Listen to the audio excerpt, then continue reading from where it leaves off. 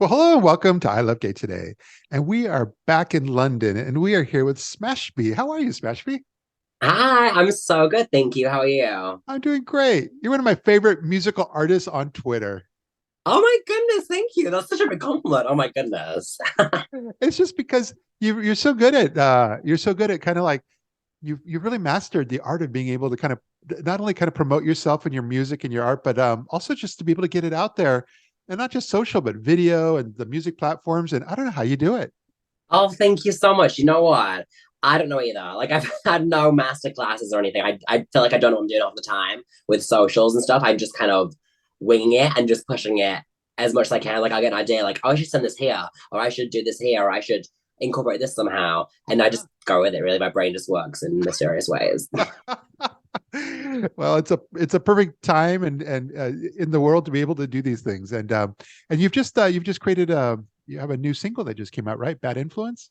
Yes, Bad Influence, my brand new single, is just dropped, and I actually wrote and recorded that like 2.5 years ago. So I'm super excited that it's seen the light of day now. Yeah, yeah. No, that's fantastic. But your music overall, I mean, how did you get started with all this? Have you been musical all your life?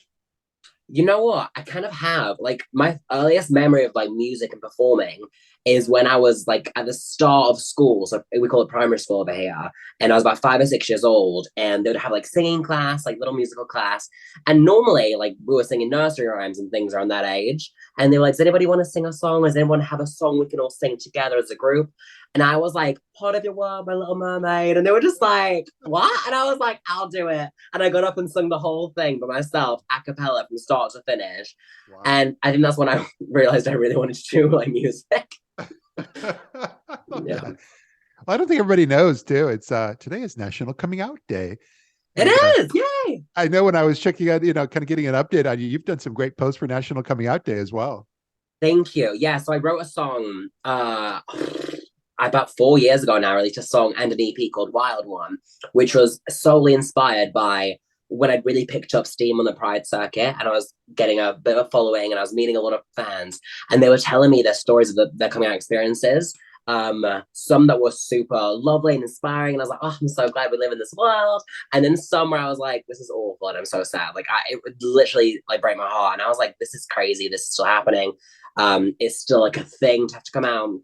So I wrote a song, Wild One, about standing up for the wild ones and standing up as a wild one and speaking out for what you believe in and finding the bravery to be yourself. And that was a song that really resonated with my fans. And there's been a few tattoos of that and a few body parts, which I love. So I always reshare it around this time of on National Coming Out Day because it feels right to reinforce that message to be like, I'm fully there with you. And I actually just uploaded to TikTok actually talking about my coming out story in like a fun, cheeky way because it's a very funny story. Yeah, yeah, I'll have to check that out.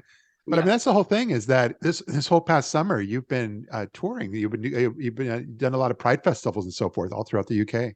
Yeah, you know what? That's kind of how I found my audience in the first place was like I say, Yeah. doing the Pride festivals and picking up steam there and building a name for myself there. And then obviously, COVID came and ruined my life. And I didn't tour for about 18 months, nearly 2 years. And then I started to get a few shows last year. And then this year it's been the busiest summer of my life. Like I've Wow. been performing pretty much every single week up and down the country, multiple times a day. It's been great. I'm loving it. I have one Pride show left and a few other like autumn things, Halloween shows, some drag nights I'm a part of, just as myself, but they're nice enough to welcome me in. So yeah, it's been a really crazy summer, but I'm just so glad that I'm back doing the Prides again, honestly. I bet. That's the whole thing is that I was just saying, I think it's great how you kind of mastered the art of working with TikTok and Instagram and so forth, especially with videos. But Mm. then that's the whole thing. Part of the reason I say that is that you didn't just go on tour with Pride. You ended up creating something called the Pride Tour Diaries, which I thought was fun to watch. Yeah, so I'm just uploading that at the moment. So there's like a Yeah, little YouTube series that I've always wanted to do. yeah. But it is intense as touring and remembering to get your phone out and capture as many moments as you can. It is like it gets difficult, but I've done this quite a few times now with the Pride tour. So this was the time I was like, I'm really gonna try and document as much as I can of this and just keep the funny moments in, the embarrassing moments, the messy moments, and the highlights on stage. So I've been putting that on my YouTube channel at Smashby Official every couple of weeks, uploading a new episode of the Pride Tour Diary. So I'm loving letting people in a little bit more. Yeah. Yeah. Well, I think you're doing a great job. Anything exciting on the horizon here?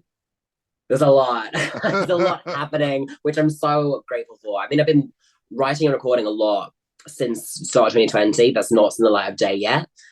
So a lot of singles are dropping from me very soon. A lot of music ready to go. Some more collabs with some people from TV and Drag Race and things like that. I'm doing a bit of TV myself, actually.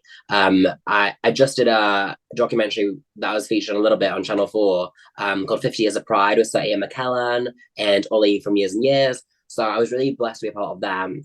But I'm filming few other things at the moment. So I'm excited for them to finally see the light of day too. Yeah, excellent. Well, I know where to find it all, and for those that don't know, from when we post this, we're going to make sure all the links to all your. It's pretty easy because it's all Smashby official, so it is. You've done well with that.